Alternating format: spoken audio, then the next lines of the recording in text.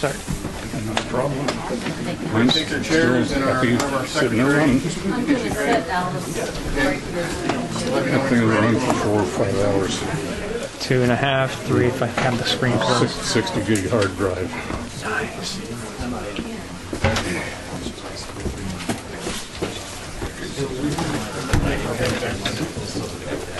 So I want to thank everybody for their time and patience. It's been a trying evening and all sorts of excitement on both sides of this discussion. At this point, Steve Culligan, Vice Chairman, would like to hand back the floor to the Chairman, Mr. Randy Rudrick, and proceed with the other open case, which is Mr. Russ Millett. Thank you, Steve. We have approximately an hour before 9 o'clock. We have a set agenda here for the hearing of about an hour. If we can keep the extraneous comments to a minimum, we should be able to get pretty far to getting done. With setting that expectation, the complainant, Mr. McQuarrie, has the floor. And if you would please stand near the mic so that people in the field can hear. Thank you. In the interest of Mr. Chairman, just a point of procedure. Again, I'll give the same speech with you. I'd like to move it on, so I'd like to give the same speech. Can you just say ditto? It's not very lawyer. Or say me too. If you say it in Latin, it's I know, okay. and I would like to just point out the same procedural issues that we pointed out last time. And so if I said ditto, that would save some time, but it included in the record, would it not? Since we officially do not make a record of this, there are no minutes. It will be duly noted that you have the same exact objections that you had earlier. Thank you very much. Thank you. Peace on the Western Front. Are we ready to start again? Please, excuse me. Yes, I filed a complaint that the request for the Executive Committee to remove Mr. Millett from office on the basis of his failure. He's not in. Failure to perform the duties to which he was elected and appointed. And the only documents that I presented with this were two things. I asked the Executive Committee to review a document known as the motion to dismiss, which is the result of a rather frivolous lawsuit filed by attorneys for Ron Paul against all Republican state chairs, all Republican state committees, and the RNC. And while this thing was totally frivolous and was designed entirely to try to subvert the processes of the Republican Party in order to insert Ron Paul as a candidate for president, the court turned it down rather dramatically as frivolous. But what they did do was go through and give us a very good refresher course on the rights and privileges of political parties as opposed to other types of organizations. And just to read into the record for this, which there's no record, so I guess that's an inappropriate statement. Political parties and their members have a First Amendment right to association free from federal encroachment. This right includes the right to exclude people from membership or leadership roles in their party in certain circumstances. The corollary of the right to associate is the right not to associate. Further on, it cites another case, and it says it also encompasses political parties' decisions about the identity and the process of electing its leaders, and the right to identify the people who constitute the association and select a standard bearer who best represents the party's ideologies and preferences. In summary, my complaint is that Mr. Millett misrepresented who he was and what his history was. At the time he was offering himself up as a candidate for chair of the Republican Party, he asserted a lifelong membership of the Republican Party and is a lifelong constitutional conservative. The only piece of evidence that I can offer here in hard copy is the Division of Elections transcript of his registration record and voting record. And in the second page of that, it indicates that he changed from undeclared to declared as a Republican prior to the 2010 state convention, that he then unregistered himself and went to undeclared after that convention, then prior in several days, weeks before the current last convention, February 17th, I believe the date is, he once again changed his registration to Republican. Since that time, when he was elected the chair-elect, and as part of the rules that appointed to the finance chair, where his duties would have been to raise money, promote and support the election of Republicans to office, Mr. Millett failed to raise any money, did not participate in activities of the various finance chairs. 3 minutes from you. And I apologize. Just a point of clarification. Because I didn't know that's what we were jumping into. The process and the orders of the evening are 3 minutes for the complainant. I was waiting for somebody to help. I'm sorry, and 3 minutes for the defendant for introductions or opening statements. So we'll consider that your opening statement and invite Mr. Millett. Continue with the rest of your basic case. The 3 minute is your introduction of defense. That will be followed by, if I can have the opportunity just to recap, a presentation of your case where the complainant has 15 minutes, the defendant has 5 minutes, then the defendant's presentation is 15 minutes, and the complainant's 5 minutes, and we'll proceed from that. Thank you for letting me clarify that. And if the secretary is ready, I'm ready. 3 minutes with a little latitude. Well, I'm not sure what my charges are against me, but I know that the party rules, Article 10, Section 3, I have a right to an attorney. And I have a right to consult with that attorney. Yet I have not been afforded the proper time to prepare my defense, because I'm not quite sure what I'm defending. Since the ARP rules of the section quoted above, I can be represented by defense counsel because of that right, by party rules.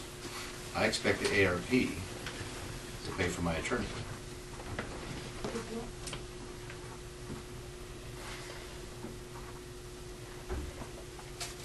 Thank you. You have no further I comments? have no further comment.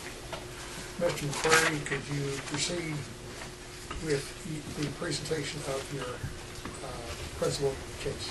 Mr. Chairman, I tried to get this matter continued, but apparently you decided not to. Here's this man who has a right under the party rules to have an attorney, has a right to consult Are with an you attorney. representing Mr. It looks like I'm going to have to again, doesn't it? And so if you'll accept, I'll represent I this accept. gentleman. But now I've moved for a continuance so that we have a chance to consult with my client and prepare a defense according to the rules. Mr. Ross, as a suggestion, based on what you've seen this body do, could I ask you to withdraw that so we can do something? Okay? No, Is there a second? ask to withdraw one, Your motion. to continue. Yeah. So Is there a second for Mr. Ross's motion to continue? I can meet with my client. Second? Alice Alice. would like to. Point of order, in addition to that, Mr. Chairman, did you not inform me that you had received a communication from Mr. Millett informing us that he had acquired not one but 3 attorneys? 4 attorneys. 4 attorneys, and would 3 be names. represented. And 2 of them are sitting, all 3 of them in the room, or have been in the room. I'd like to clarify that if I might. No discussion on the motion. There's no discussion. Let us proceed to deal with, the motion's been seconded. Are we in position to take a roll call? Well, no, let me annotate what this one's for. This is the Then I'd request ask for for a point of continuation. personal privilege, Mr. Chairman, and that is that I've been alleged by you that you heard that I was his attorney. In point of fact, Mr. Millett asked me to be the attorney of the Republican Party, and then we found out about these charges, and I said, I may have a conflict being the attorney for the Republican Party when you take over, and being your attorney. And that's how the discussion came up, and so I didn't agree to be his attorney. But if I'm his attorney now, there may be a conflict with taking the job later down the trail if he gets the job. Noted. Thank you. Okay. The motion is to grant a continuance on the matter presented by Mr. McQuarrie relative to Mr. Millette. And All in favor indicate let's by make saying it aye. to the same time as the next meeting. February 1st. Next meeting. You want me to roll call? Yes. Okay, Randy Rudrick, No. Steve Colligan, No. Ralph Seekins, Debbie Joslin, No. Alice Loika,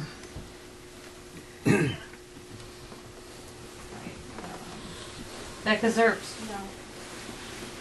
Rex Shattuck, No. Jason Rampton, No.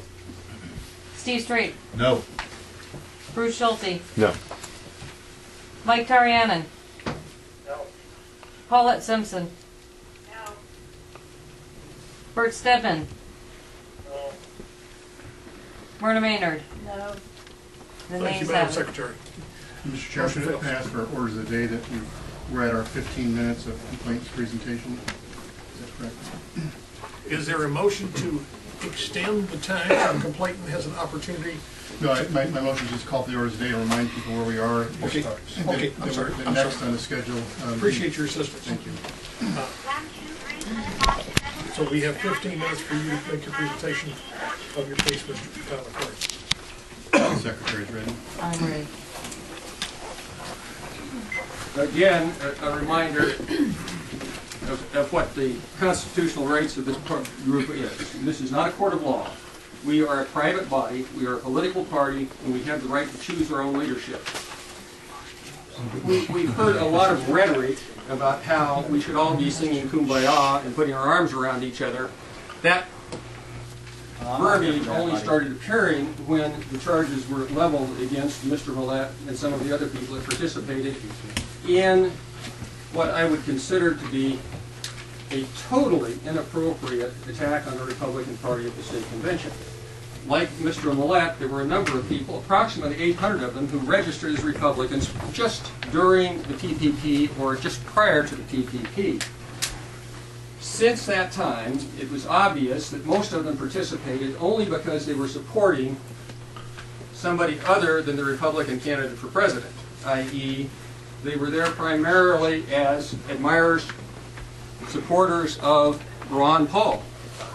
And while the Republican Party welcomes people who have overlapping objectives and many of the principles and things that Ron Paul espoused were compatible with the party, the fact of the matter is you as the executive committee don't represent just yourselves. You don't represent just the people in the Central Committee or just the people who were at the state convention or just the newly elected delegates there. You represent what is now 139,000 people in the state of Alaska.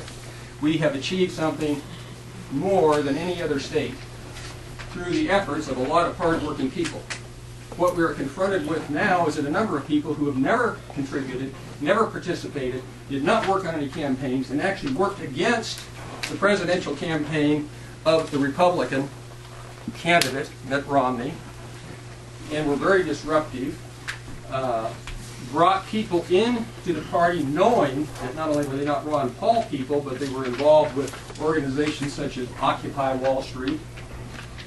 The Democratic Party, we had, under the sponsorship of this group, we had the adventure of having a young lady who, for the previous 10 years, had been a registered Democrat, stand up and lead a shout-down of Senators Murkowski and Morasso. Now, however much or how little we might agree with those two, they are elected representatives. And for us to simply passively sit by and let folks who obviously don't have the best interests of the party or Republicans or Republican candidates is absolutely foolish. This is a debate that will determine the heart and soul of the party. Mr. Millette refused to participate in raising funds, even though his appointed duty was to serve as the state finance chair. The records of both federal and state indicate that other than convention fees and one check for $50, he has never contributed anything. And a man who had been a Republican for weeks, not years, not decades, but weeks, portrayed himself as the man fit to lead Republican